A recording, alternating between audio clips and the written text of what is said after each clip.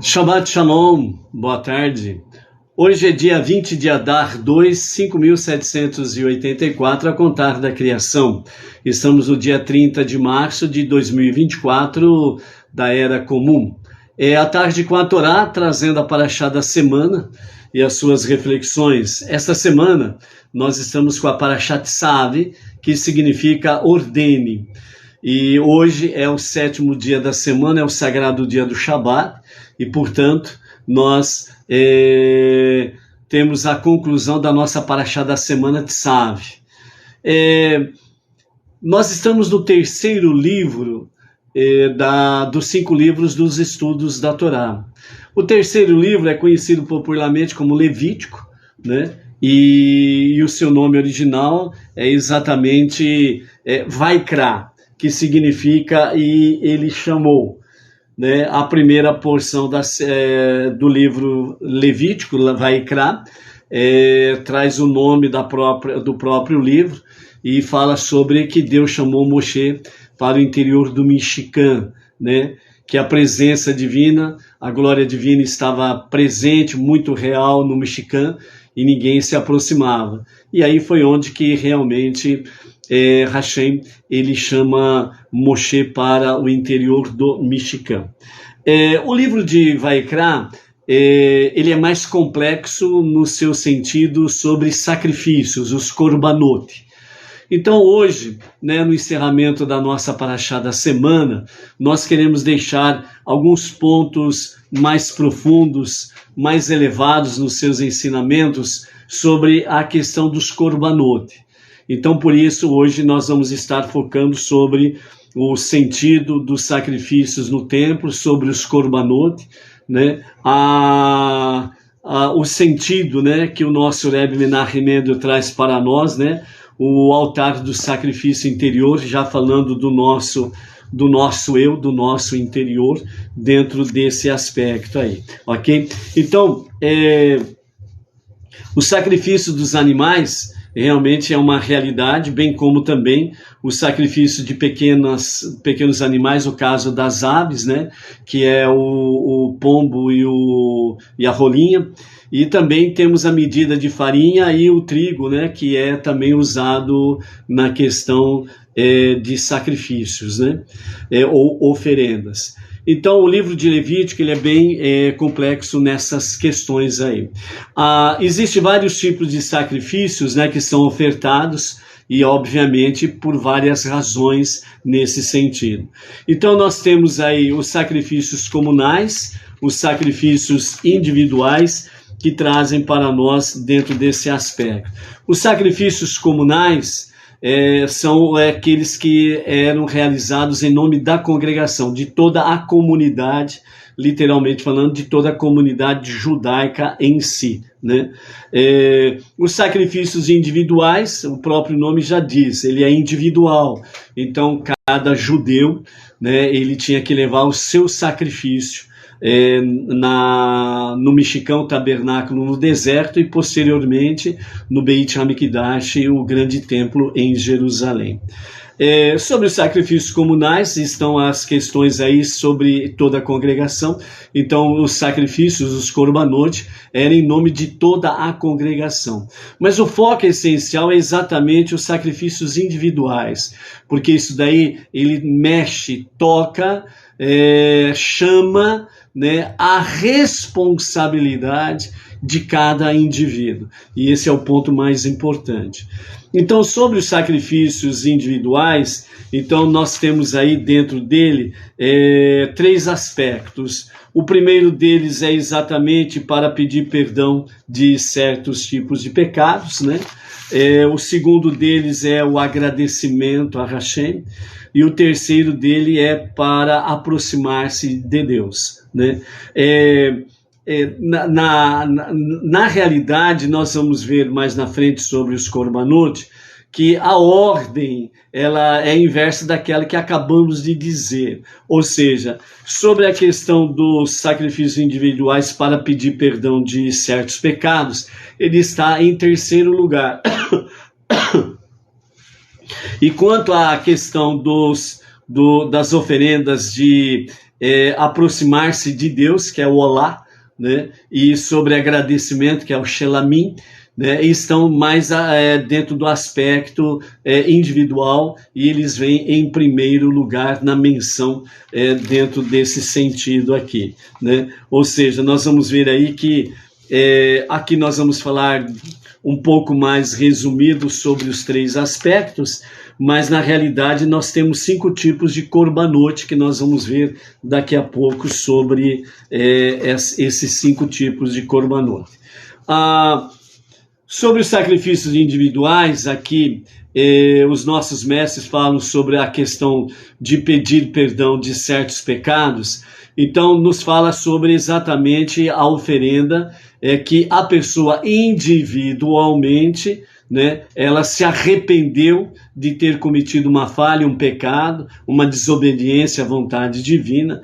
Então ela vai fazer o seu sacrifício, a sua oferenda pessoal, né? Então só podia o sacrifício trazer o perdão, né? Só depois que a pessoa tivesse um verdadeiro arrependimento, techuvá, um verdadeiro retorno a Hashem, para um verdadeiro e genuíno arrependimento, aí sim ela ia e oferecia o seu korban, o seu sacrifício para perdão de pecado. Aí sim a pessoa recebia de fato o perdão do seu pecado, ok? Então significa que o pecador, no caso aí, ele só poderia levar o seu korban, o seu sacrifício para perdão de pecado, se ele fez techuvá. Se ele não fez techuvá, não adiantava ele levar o seu korban, porque não seria aceito, ok? Então só depois da verdadeira techuvá que realmente o sacrifício poderia trazer o perdão de forma específica. Pois a pessoa precisava estar presente no ato, acompanhando todo o processo do sacrifício do korban, todo o sacrifício do animal, certo? E pensando que aquilo que estava sendo feito com o animal deveria acontecer para ela, por ter pecado contra Deus. Apenas pedir perdão não seria suficiente, né? E por isso tinha que fazer o seu korban, o seu sacrifício. Para ser um arrependimento sincero, precisava de um método de maior eficácia.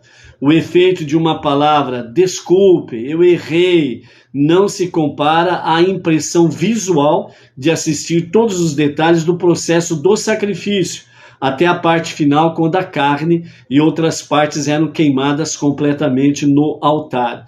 E isso estimulava a pessoa a se perguntar em que ela se distingue do animal. Dentro desse aspecto, né, o que ela se distingue do animal? A resposta a ela exclusiva é, de fato, somente pela alma divina, uma partícula do próprio Deus. Ou seja, qual é a diferença da pessoa para com aquele animal que estava sendo sacrificado? A grande diferença era realmente a questão da alma divina, que é uma partícula do próprio Deus que está no ser humano, né? Por isso o ser humano é chamado o ser falante, né? Então o processo de pensamento ele continuava dizendo para com a própria pessoa: como pude ser tão tola a ponto de desobedecer ou transgredir a vontade do Todo-Poderoso, deixando minha natureza animalesca apossar-se de mim e fazer aquilo que é desagradável a Hashem? Isto levava a pessoa ao arrependimento verdadeiro, pois a justiça suprema exige a morte pela violação da vontade divina. E vendo até mesmo a morte do animal no altar, trazia ali a realidade de que Deus aceitou uma troca e ele poupou a sua vida, né? Então esse é a questão da forma dos sacrifícios, que era um meio, né, para uma finalidade do retorno a Deus da pessoa. Por isso techuvá é um retorno verdadeiro, genuíno a Deus. Isto é techuvá, que é o arrependimento. Quando o povo não mais entendeu o assunto, né, realmente sobre a questão dos Korbanot. Então, realmente, o templo foi destruído pelas legiões romanas no ano 69 da nossa Era Comum, né? E dessa forma, os sacrifícios em si foram abolidos, né? Até os dias de Mashiach, que nos dias de Mashiach retornará os sacrifícios. Um aspecto que nós precisamos aqui ver, né, sobre essa questão do arrependimento sincero, né, que precisava de um método, de um método mais eficaz, né, para o arrependimento. Então, apenas a expressão desculpe, eu errei, né, não era o suficiente, né? Então, você veja bem, nos dias atuais, por assim dizer, né, as pessoas elas falam poucas, né, e boas, como diz por aí o ditado popular, né? Falam um monte de grosas, né, contra o próximo, né? Aí de repente simplesmente ela diz, desculpe, eu errei, né? E você não sabe se realmente a pessoa está sendo sincera nessa questão. Por quê? Porque esse tal de, entre aspas, desculpe, eu errei, virou uma coisa muito vulgar, né? Por que vulgar? Porque as pessoas dizem assim, desculpe, eu errei. Só que daqui a pouco ela está fazendo a mesma coisa ou pior contra você. Então, quer dizer, na realidade não houve um arrependimento sincero. Então, por isso, né, os Korbanot, com referência a pedir perdão de pecados, ele precisava do sacrifício de um animal e a pessoa, ela precisava acompanhar todo o processo, né?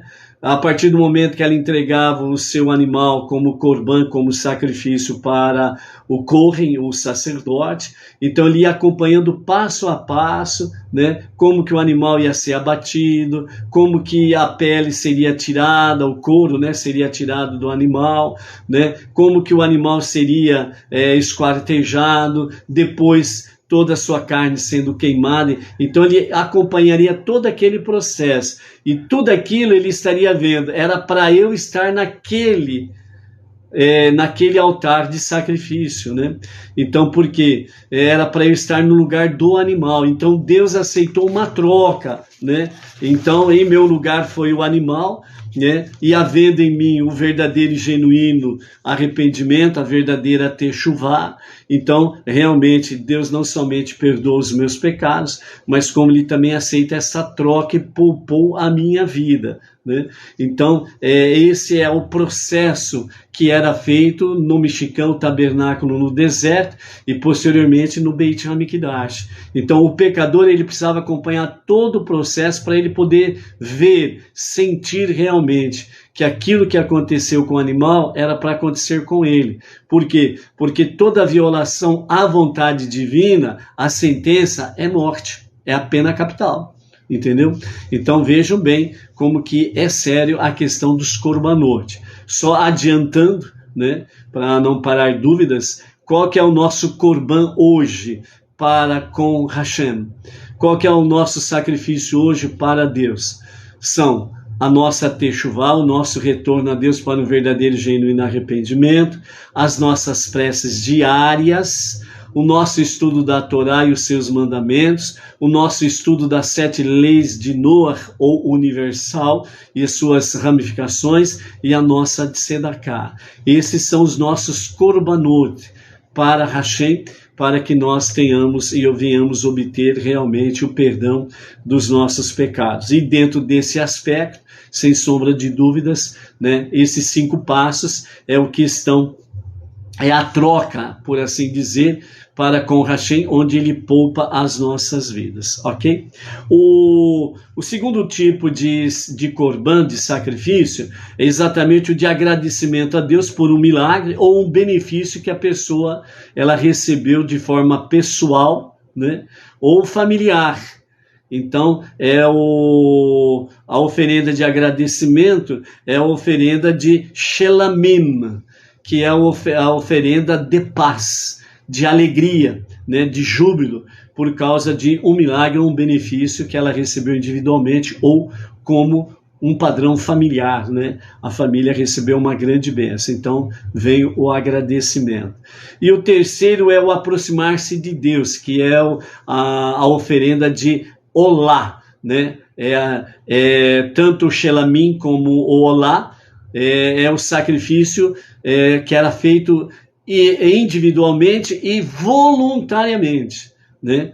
Enquanto que do pecado, ele era realmente uma oferenda obrigatória, por causa do pecado. Enquanto que o Shelamim, a oferenda de paz e agradecimento, a oferenda de olá, de aproximar-se de Deus, né? A oferenda de Minhá, que é um presente para Deus. Esses três, eles são na realidade voluntários, né? A pessoa, ela precisa sentir-se realmente agradecida a Deus e levar as suas oferendas para a presença divina. Quanto à questão de aproximar-se de Deus, ou lá, esse tipo de sacrifício, ele não tem nada a ver com pecado, certo? Então, era uma oferenda de aproximação. Por isso, a palavra sacrifício em hebraico é korban, que vem do mesmo radical do significado de aproximação. Então, o sacrifício era no meio de aproximação com Deus. E só funcionava quando a pessoa fazia tudo do âmago do seu coração, o mais íntimo do seu coração. Então, por isso, é uma oferenda de aproximação de Deus, aproximar-se de Deus. E por isso ele era, de fato, sobre questão de aproximar-se voluntariamente. Você não é obrigado a aproximar-se de Deus. Você aproxima-se de Deus porque você ama a Deus. E aquele que ama a Deus, ele se aproxima da pessoa amada, né? A pessoa que você ama, a pessoa que você gosta, o que você faz? Procura se aproximar dela da melhor forma possível. Pode ser com relação, né? O homem para com a mulher, no caso de marido e mulher, os namorados, né? O namorado e a namorada, né? O amor que se aproxima de pais e filhos, filhos e pais, o amor que se aproxima os amigos, né? Faz os amigos se aproximarem, né? E assim sucessivamente, certo? Então, dentro desse nível aí, sobre aproximar-se de Deus, precisa ser feito com amor, por amor, em amor a Hashem. Quanto à questão dos animais usados para os korbanot, eram 3 tipos de animais: o boi ou a vaca, o bode ou a cabra e a ovelha, né? Então eram esses 3 tipos que eram usados: o boi, o bode e a ovelha. Cada um desses, né, animais, eles representam exatamente os tipos da personalidade humana. Por isso que Deus escolheu esses tipos de animais, né, que tem muito a ver com as personalidades da pessoa. A finalidade da oferenda, do sacrifício, é exatamente sacrificar a natureza humana. Então, a questão do sacrifício dos animais é exatamente sacrificar a natureza humana, aquela questão do refinamento da natureza humana, ok? Então, foi isso que aproximava a pessoa de Deus. Então, os 3 tipos de animais, que é o boi, o bode e a ovelha, vejamos algumas características que têm conexão com a natureza humana. Primeiro, o boi. Ele mostra a sua força com chifres, ou seja, ele vai chifrando e vai dando coices, chutando, né? Traduzindo isso para a natureza humana, o que significa? É aquele que sempre tem uma palavra áspera na língua, que fala com ironia e que gosta de ressaltar os defeitos do outro, do próximo, e cujos próprios defeitos são óbvios. Por quê? Porque ele vê os seus defeitos no próximo. Mas só que ele não olha dessa forma, ele olha ao contrário. Ele vê os defeitos no próximo como sendo do próximo, não como sendo deles. Ele fala com ironia, né? E ele sempre tem uma palavra áspera na língua. Essa é a característica do boi, que tem muito a ver com a natureza a natureza humana. Por isso, o boi ou a vaca, quando vão para o sacrifício, é para sacrificar realmente esta alma animal do ser humano, que é o quê? Palavras ásperas na língua. Você veja bem, tem pessoas que você diz assim, eu gosto de conversar com aquela pessoa X, porque aquela pessoa sempre tem palavras doces, palavras agradáveis, transmite tranquilidade, serenidade, transmite paz. Por outro lado, muitas vezes você fala, e você já passou por essa experiência sem sombra de dúvida, eu não gosto de conversar com a pessoa X, ou a pessoa Y, né? Por quê? Porque ela é uma pessoa amarga, ela só tem palavras ásperas, ela sempre é negativa, ela sempre fica falando com ironia, ela sempre fica falando do defeito dos outros. Então eu não gosto de ficar perto daquela pessoa, eu não gosto de conversar com aquela pessoa. É exatamente isso. Então, né, o sacrifício do boi ou da vaca é para realmente sacrificar essa natureza humana, né? É fazer um refinamento da natureza humana. O segundo animal, o bode, né, ele está conectado com a sua natureza. O bode, ele é ousado, né? Então o bode, lembra daquela questão, o bode quando empaca, ninguém tira ele do lugar. Ele só sai do lugar se ele quiser. Se ele não quiser, ninguém tira ele do lugar. Então a ousadia do bode, né, realmente o bode quando empaca é impossível de movê-lo do seu lugar, né? Isso está traduzindo melhor para a natureza humana, a pessoa, né, não aceita opiniões ou sugestões de outros, achando que sabe tudo e é teimosa e obstinada em suas convicções. Ela não dá margem a uma segunda opinião. Ela não busca mais conhecimento. Ela não busca aquela questão, peraí, deixa eu ouvir, né? Será que só eu tenho razão? Não, eu preciso ouvir uma outra parte, né? Então, essa natureza humana do bode na pessoa, né, que traz o quê? Não aceita opiniões ou sugestões de outros, achando que sabe tudo, o sabidão, famoso sabidão, e é teimosa e obstinada em suas convicções, né? Não move 1 centímetro, 1 milímetro das suas opiniões. Não quer ouvir uma segunda opinião. Mesmo que seja melhor do que a sua, ela não aceita de forma alguma. Então essa natureza humana precisa ser sacrificada. É o bode na vida da pessoa, ok? E a terceira é a ovelha, né? Puxa vida, vamos ver a ovelha, né? A ovelha é dócil, a ovelha é mansinha, mansinha, mansinha, né? Mas ela faz grandes estragos e é fácil de subjugá-la. Porém, tem um apetite incansável. Ou seja, a natureza da ovelha, ela é dócil, né? Não faz, melhor dizendo, não faz grandes estragos, e ela é fácil de ser subjugada, né? De subjugá-la. Porém, ela tem um apetite insaciável. O ser humano que se compara à ovelha é uma pessoa boa por natureza, sem defeitos aparentes. Mesmo assim, tem que trabalhar para refinar-se nas pequenas coisas.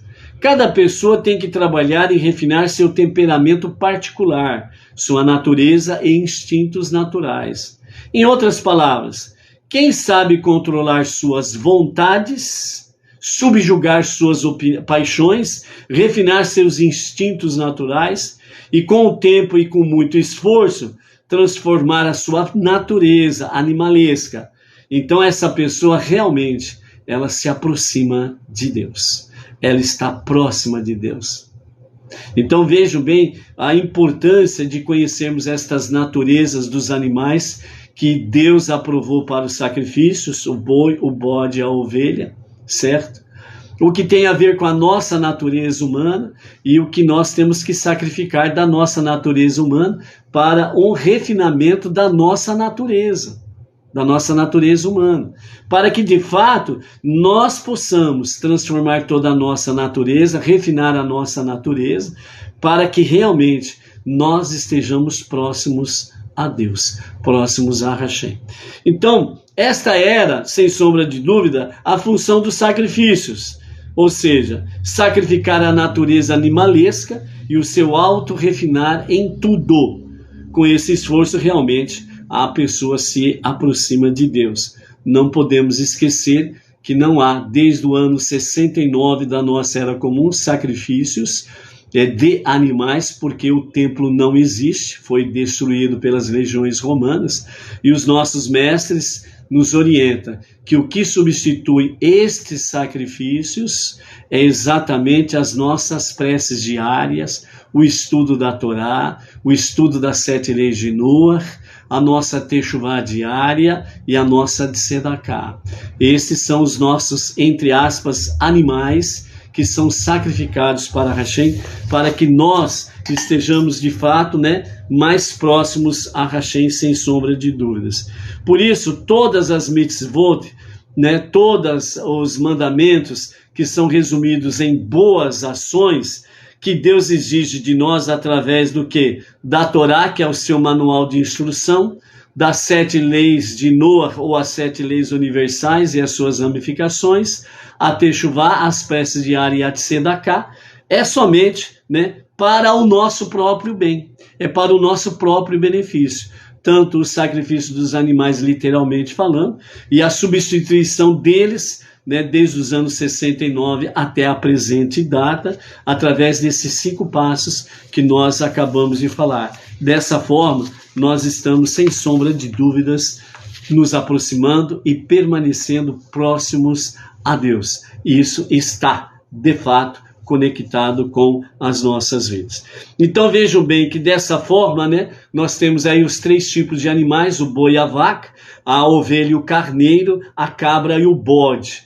São as 3 categorias de animais, por eles serem dóceis, que estão dentro do aspecto dos korbanot. Porém, nós temos também 2 tipos de pássaros que eram utilizados para os korbanot, que é exatamente os pombos e as rolas, as rolinhas, conhecido de forma mais carinhosa. Uma das razões pelas quais Deus escolheu esses animais domésticos, são exatamente por causa da sua docilidade, da sua mansidão, da sua forma de serem mansos. Então, por isso, por exemplo, o carneiro é pacífico e o pombo é manso. Então, embora sejam atacados, nunca revidam.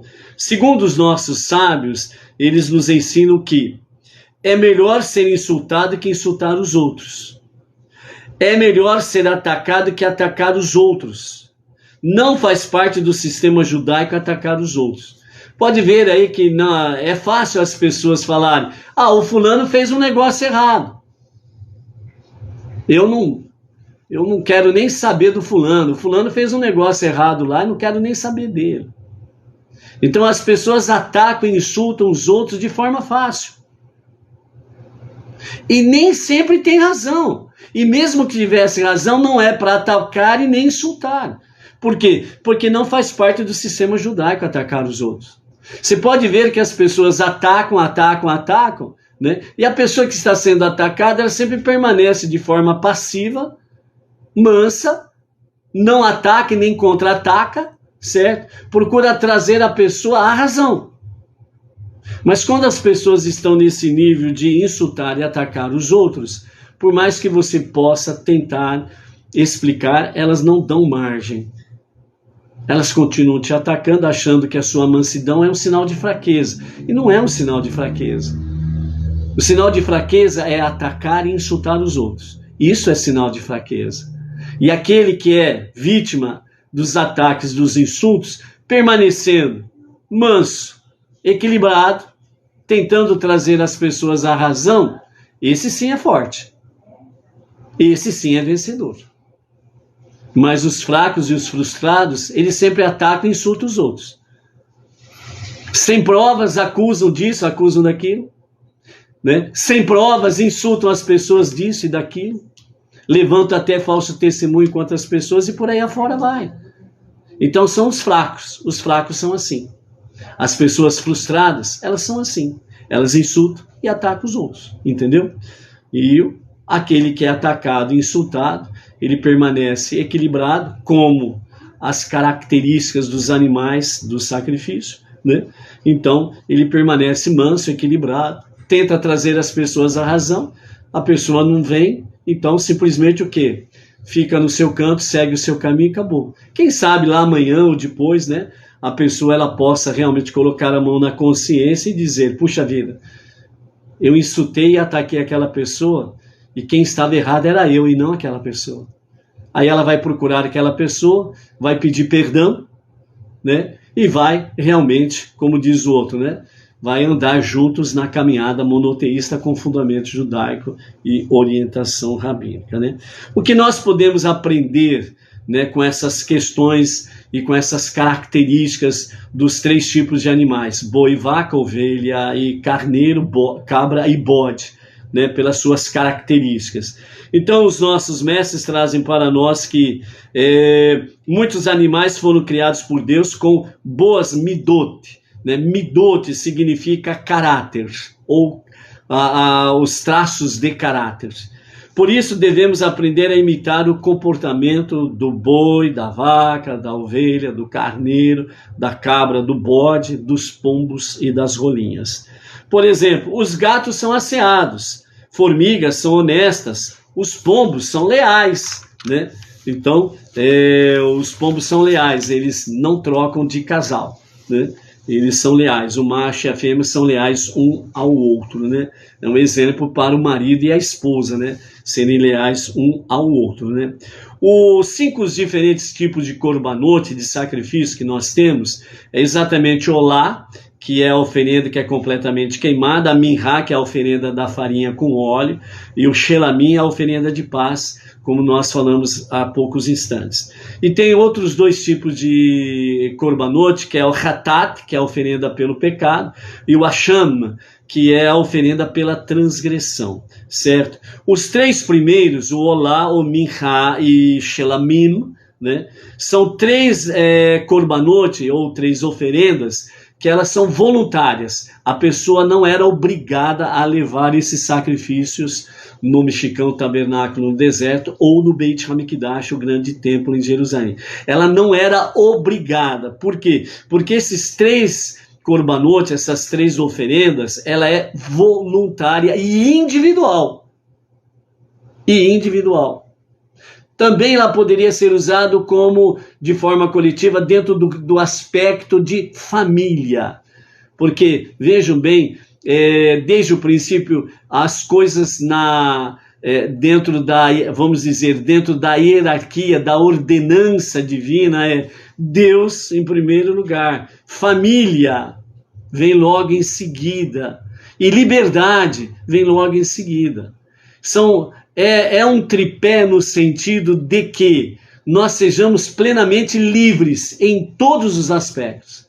Com qual finalidade? Eu individualmente e eu como família, servir a Hashem, servir a Deus. Então esse é o intuito realmente de Hashem sobre a questão da ordem e, vamos dizer, a hierarquia divina, por assim dizer. Nesse sentido aqui, os outros 2, né, Hatat e Asham, né, são por causa de pecado. Então, o judeu ele cometeu algum pecado, alguma transgressão, então ele era obrigado, primeiramente, a fazer teshuvá, um retorno a Deus para o verdadeiro e genuíno arrependimento. Aí depois que ele levaria o seu corban, o seu sacrifício para o pecado ou para a transgressão. Certo? E aí sim, o sacrifício traria o perdão. Mas se ele não fizesse teshuvá, não adiantava levar o animal, porque não haveria perdão, porque ele não fez teshuvá primeiro. Então nós vemos aí que de fato a teshuvá, um retorno a Deus para um verdadeiro e genuíno arrependimento, é a chave para que realmente os nossos korbanot, os nossos sacrifícios, tragam perdão.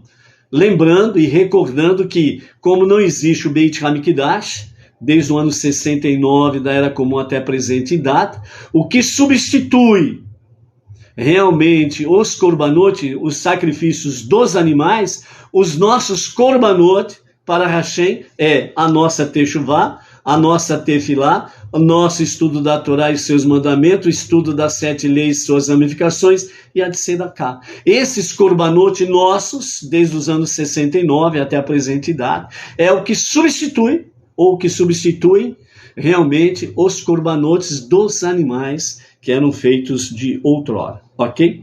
Então, por isso, sem sombra de dúvidas, lições para nós. Vamos entrar nos detalhes um pouco mais sobre a questão dos sacrifícios, né? Do Olá, do Minhá e do Shelamim. O sacrifício de Olá, um sacrifício de animal é, sem dúvida, muito mais dispendioso que os de uma ave. Se um judeu desejava doar um Olá a Deus, mas não pode dar ao luxo de comprar ou de abrir mão de um animal, ele pode, ao invés disso, doar uma das aves kasher, ou um pombo, ou uma rolinha. Deus ordenou que as aves deveriam ser queimadas sobre o mizaber. O mizaber é o altar de cobre. Ainda com as penas. Não devem ser despenadas. Você alguma vez já sentiu o cheiro de penas queimadas? Não é um bom cheiro. O odor é tão desagradável que a pessoa tem vontade de sair correndo e às vezes até dá ânsia de vômito. Então, por que Deus ordena que as aves sejam queimadas sobre o mizaber dessa forma? Porque se a ave fosse oferecida sobre o mizaber, sem as penas, pareceria muito pequena e sem importância. Uma ave depenada é uma coisa horrível, né? Uma pessoa que traz uma ave para Corban geralmente é pobre. Não tem dinheiro, não tem din-din para comprar um boi ou uma vaca, né? Ou uma ovelha ou um carneiro, né? Não pode comprar aí esses tipos de animais, né? Ovelha, carneiro, e cabra e bode, né? Porque precisa de din-din. Então era levado então uma ave, ou rolinha, ou pombo, né? Para Deus, o corban do homem pobre é tão precioso quanto a oferenda dispendiosa do homem de posses. De fato, a Torá chama o cheiro da oferenda, apesar de ser desagradável, horrível aquele cheiro, mas Deus chama de um odor agradável, mesmo que ele seja repulsivo, para demonstrar o quão feliz Deus se sente com ela.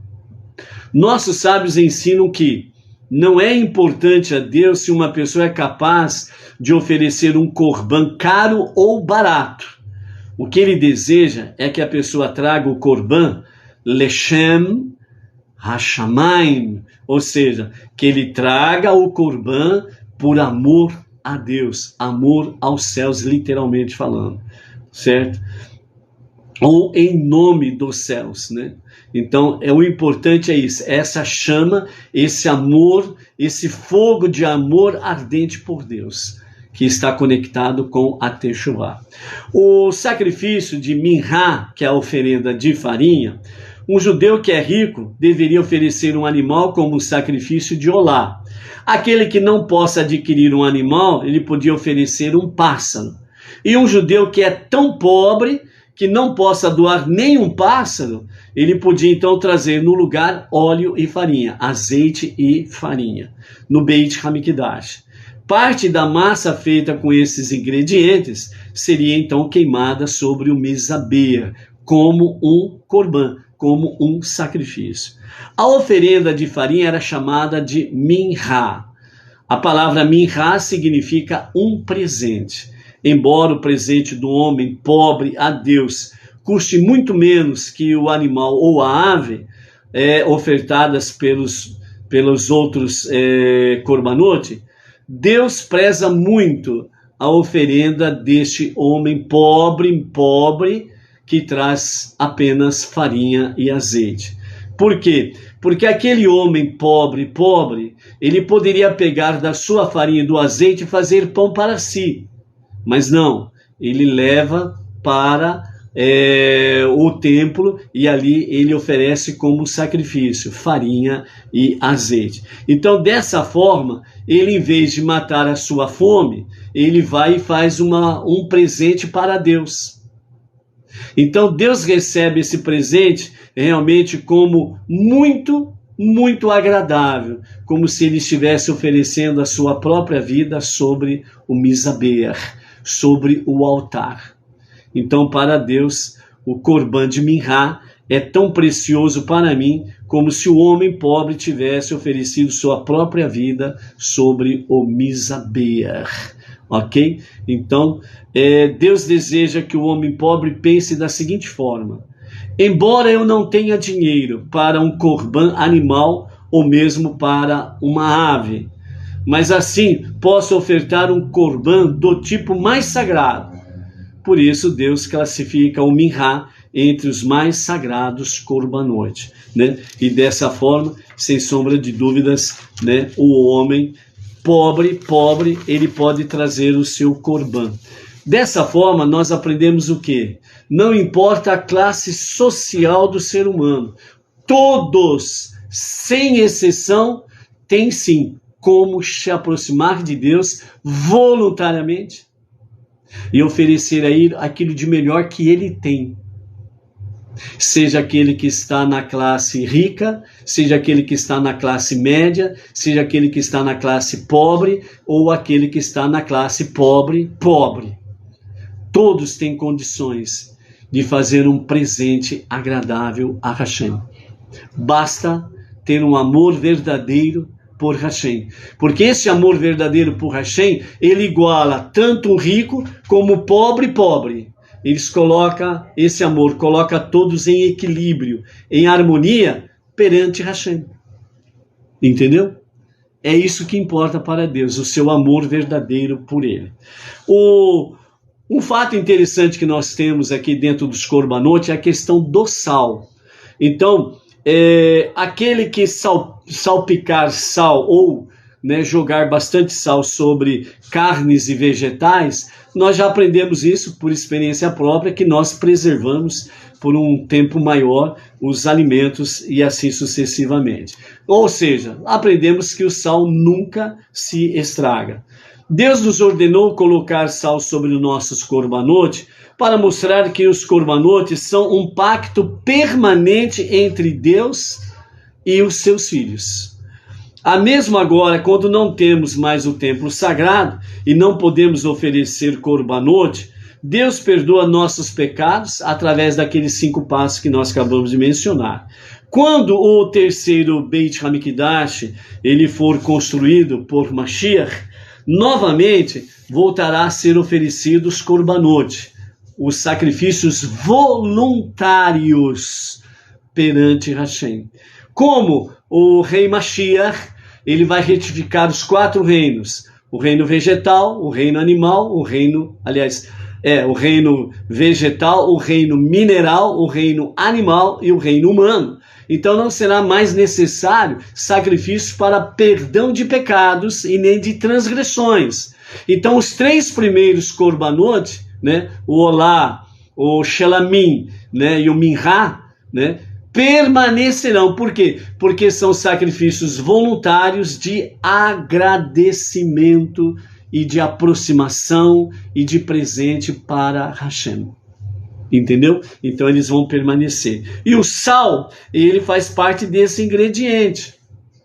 Porque o sal, ele traz para nós a questão de que o pacto é permanente entre Deus e os seus filhos, né?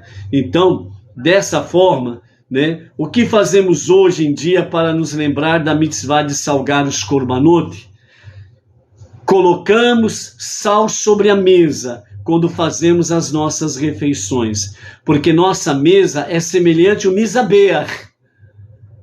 Então o Midrash ele acrescenta outra razão para salgar os korbanot. No segundo dia da criação, Deus dividiu as águas.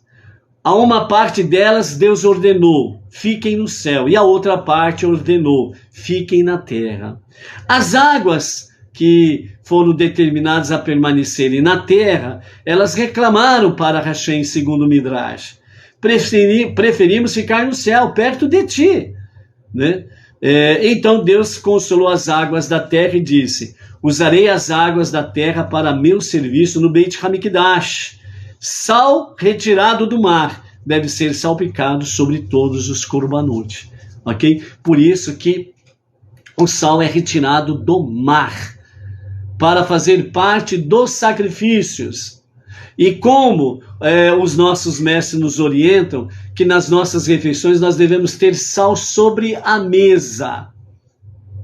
Porque a nossa mesa de refeição é um misaber, é um altar. E normalmente, na nossa mesa de refeições, nós temos os 4 reinos ao mesmo tempo sobre a mesa. O reino vegetal, que normalmente as pessoas têm salada sobre a mesa, ou tem legumes e coisas semelhantes, né, que faz parte do reino vegetal. O reino mineral está qualificado exatamente com sal. O reino animal, normalmente as pessoas têm uma mistura ali, chamado bife, né? Ou carne moída, ou carne cozida, assada, etc. e tal. Tem, normalmente, carne para se ingerir, certo? E o quarto, o humano, que são as pessoas em volta da mesa, que estão ali fazendo a sua refeição. Então, por isso, os nossos mestres falam que a nossa mesa de refeição é um misaber, é um altar de sacrifícios, no bom sentido aqui, para dizer isso diante de Hashem. Por isso que quando nós vamos para as refeições, não é hora de ter celular na mesa. Celular fica fora da mesa. Conversas negativas e destrutivas ficam fora da mesa. Seja elas quais forem, não faz parte da mesa, não faz parte do misaber. Nós estamos sacrificando a nossa natureza animalesca, a nossa alma animal. Então, a nossa mesa de refeição é para ter tudo aquilo que é de bom, agradável, perfumado, cheiroso a Hashem. E dentro desse ingrediente você coloca uma vasilha de sal. Mesmo aquele saleiro que você tem na sua casa, você coloca ali o seu saleiro sobre a mesa.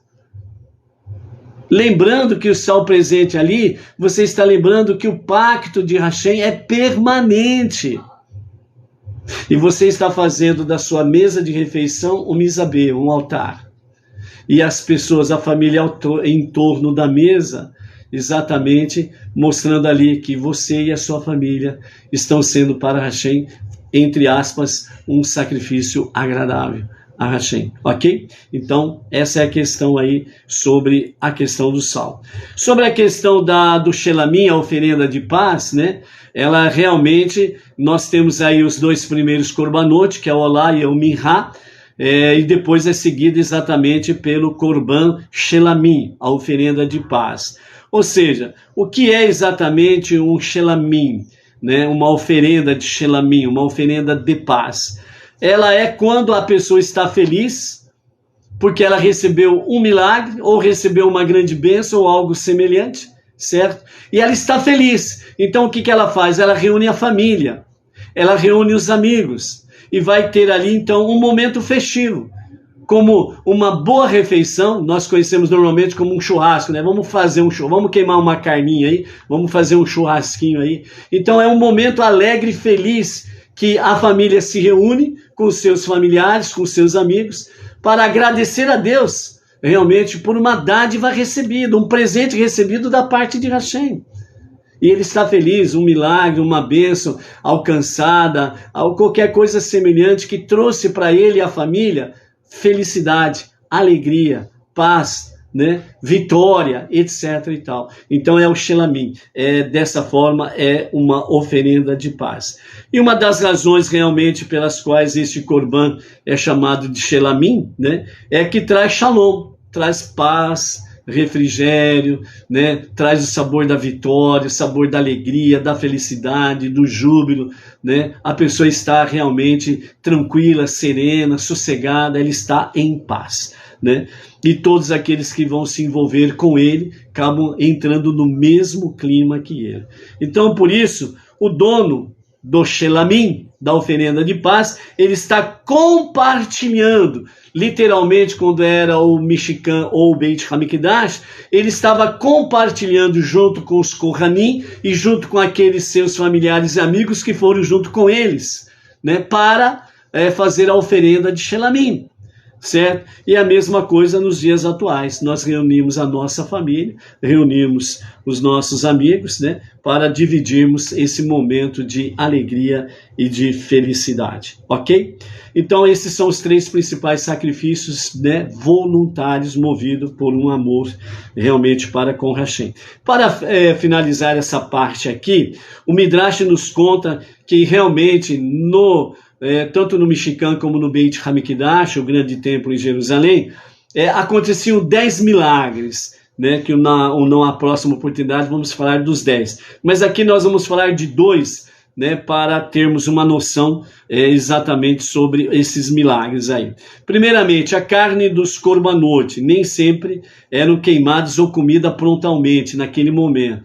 Então, sobrava muita carne sobre o mizaber, o altar, e às vezes demoravam 2 dias, né? Então, qual que é o milagre que acontecia aí? Primeiramente, nós sabemos que toda carne crua, né, ao ar livre, ela geralmente, né, principalmente em dias quentes, ela apodrece rapidamente, começa a ter mau cheiro e por aí afora vai, certo? Então, essa é uma característica realmente da carne exposta ao tempo, né, nesse sentido. Porém, né, os corbanotes no Beit HaMikdash, eles na realidade não se estragavam, elas permaneciam realmente sempre frescas. Então, as carnes, elas não apodreciam, não tinham mau cheiro. Esse era um dos milagres.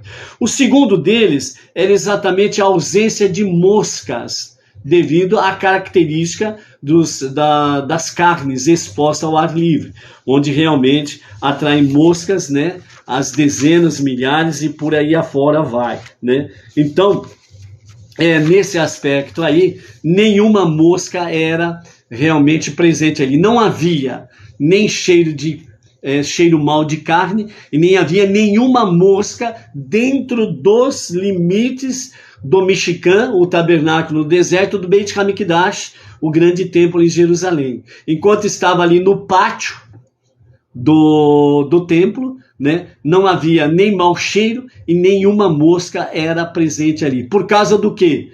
Por causa da grande presença da Kedushá, a grande presença de santidade no local. Então espantava realmente o mal, ou seja, o apodrecer e o mau cheiro da carne e as moscas. Não havia nada destas coisas ali, ok? O Midrash nos relata que qual é o resultado disso tudo para o mundo? Porque vejam bem que o Criador, Hashem de Sebaot, o Deus dos exércitos, né, o soberano, Adon Olam, ele não criou as coisas sem sentido. Ele não determinou os corbanotes sem sentido. Tem sentido. Já vimos aí a questão do refinamento da alma, da natureza humana, mas também tem um efeito sobre o mundo isto. Então o Midrash nos relata que o Mizaber, ele trazia, né, uma bênção às plantas e aos animais de cada espécie que estava ali representada. E por causa das oferendas, né, de Minha e as oferendas de trigo trazidas ao Mizaber, fazendeiros judeus costumavam plantar apenas um pouco de trigo e mesmo assim tinham colheitas abundantes acima daquilo que eles plantaram. Após o Beit HaMikdash ser destruído e as oferendas não mais serem trazidas ao Mizaber, no altar, no tabernáculo, em um ano, quando Deus estava desgostoso com o povo judeu, um fazendeiro colheria menos ou muito menos daquilo que havia plantado. As azeitonas e uvas eram de tamanhos gigantes nos dias realmente do Beit HaMikdash. Enquanto o Beit HaMikdash existia, os animais das fazendas costumavam aumentar por causa dos sacrifícios diários, porque os sacrifícios eram diários. Onde que tinha tanto animal assim? os animais procriavam no nível mais rápido, num tempo, melhor dizendo, mais rápido do que de costume. Mas depois que houve a destruição do Beit HaMikdash, os animais tiveram um tempo mais prolongado, né, da sua gestação, ok? Então, antes da destruição, os animais se reproduziam mais rapidamente, né? Então, eram os milagres que aconteciam em Eretz Israel, na terra de Israel. Então, os corbanotes cessaram, os animais não mais se reproduziam da mesma forma, com a mesma velocidade até a destruição do Beit HaMikdash. Quando Mashiach ele vier e estabelecer a redenção final, então Deus restabelecerá o Beit HaMikdash, porque Mashiach e Deus construirão o terceiro tabernáculo. Ele será maior em proporções milimétricas, bem como também geográficas e bem como também em dimensões espirituais. E então as bênçãos retornarão ao mundo mais uma vez, ou seja, o mundo, a terra não produzirá mais ervas daninhas, mas haverá árvores frutíferas, plantações frutíferas, não haverá pestes nenhuma. Ou seja, não importa se a população será de 8 bilhões ou de mais bilhões de pessoas, haverá sim comida em abundância para todos os povos. Enquanto hoje nós temos aí os progressistas e globalistas com a Agenda 2030, querendo diminuir a população de 8 bilhões de seres humanos para 1 bilhão de pessoas humanas, ou seja, o que eles vão fazer com 7 bilhões? Parou para pensar?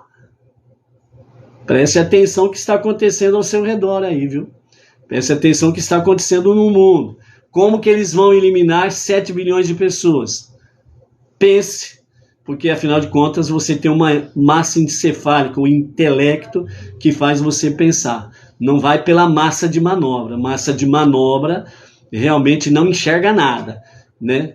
Porque é uma massa burra, não pensa. E é isso que o sistema gosta, de pessoas que não pensem, que são dominadas pelas paixões, então é fácil de dominar, né? E dizer, isca, pega! E elas fazem isso. Agora, os pensantes, aí atravanca realmente, entre aspas, o progresso do sistema. É por isso que persegue os pensantes. Entendeu? Então procure se orientar sobre isso daí. O plano de Deus é que o mundo seja habitado.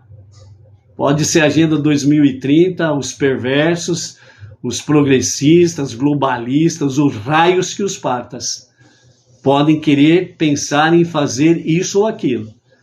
Mas os planos de Deus não serão frustrados, como diz o pregador de Eclesiastes. Há tempo para nascer e tempo para morrer. É Deus que determina isso. Ok? Ponto final. O ser humano é a obra-prima perfeita de Deus. Todo aquele que toca numa vida tem uma conta seríssima para prestar com o Criador. E, de fato, eu não quero estar na pele dos perversos que tocam na vida humana, porque o castigo divino será terrível para os tais. Será terrível para os tais. Entendeu? Então, essa é a questão. Finalizando, amados, o nosso Rebbe Menachem Mendel, ele fala conosco sobre o altar de sacrifícios interior. Então, ele faz essas comparações para que nós possamos entender. Todos os procedimentos em relação aos sacrifícios aludem aos processos psicológicos internos de cada ser humano, para atravessar, para nos aproximarmos de Deus, para que nós possamos, realmente, esta ação divina interna nos leve a nos aproximarmos cada vez mais de Deus. A palavra hebraica para sacrifício é korban, que significa aproximar-se. Este é o intento do korban. Abater o animal alude a como abatemos, ou seja, renunciamos à nossa orientação animalística em relação à vida. Aspergir o sangue no altar diz respeito ao modo em que posteriormente reorientamos o nosso entusiasmo, não mais pelas paixões infames, mas por um amor verdadeiro e autêntico para com Deus, para com Hashem. Simbolizado então pelo nosso sangue quente, um amor vibrante por Hashem. Colocar a gordura do animal abatido sobre o altar faz referência à reorientação do nosso sentido de prazer, representado pela gordura que provém da indulgência no consumo de alimentos que desencadeiam sensações de prazer em nosso cérebro, voltando-o para a divindade, ou seja, reorientando a nossa gordura, o nosso prazer em servir a Deus. Por último, queimar o animal no fogo do altar alude ao consumo da nossa natureza animal pela divindade, porque a nossa alma divina é fogo divino, é fogo de Deus, para consumir a nossa alma animal, para refinar a nossa natureza humana, animalesca, para que ela seja refinada realmente à dimensão divina. O que significa que os nossos antigos instintos animais são transformados em impulsos para o bem à medida que fazemos deste mundo uma moradia para Deus. À medida que nós vamos trabalhando neste mundo para transformá-lo, para ser a moradia de Deus, nós estamos realmente cada vez mais refinando a nossa natureza animal e cada vez mais fazendo com que o nosso amor autêntico e verdadeiro por Hashem nos leve a trabalharmos dia a dia para que este mundo seja transformado na moradia de Deus. Então, amados, o principal sentido dos korbanot, dos sacrifícios, das oferendas, é aproximarmos-nos de Deus, estarmos próximos a Hashem e estarmos conectados com Ele através da Teshuvah, das Tefilot, do estudo da Torá, seus mandamentos, do estudo das 7 leis de Noé, suas ramificações e da nossa Tzedakah. Assim, nós estamos fazendo nossos korbanot para Hashem e a Ele realmente toda a nossa gratidão, e isso fará com que possamos aproximar para os nossos dias a qualquer momento e a qualquer momento agora mesmo a redenção final com a revelação do justo Mashiach. Em frente, em marcha, seja luz, seja forte, para vivermos essa realidade, para que Mashiach se revele já. Amém, amém. Ok? Baruch Hashem, né? Hoje a nossa Havidalah, né, o momento da nossa separação entre o 7º dia e os 6 dias comuns, acontecerá às 18 horas e 40 minutos, né? Por questões adversas, né? Então a Havidalah, ela será feita nos lares, né? Em cada lar. Então nesse momento, pegue o seu Sidur às 18 horas e 40 minutos e faça as suas preces da separação do 7º dia para os 6 dias comuns. Shalom, shalom, amados. Até mais, Shabbat Tov. Uma semana abençoada com Hashem.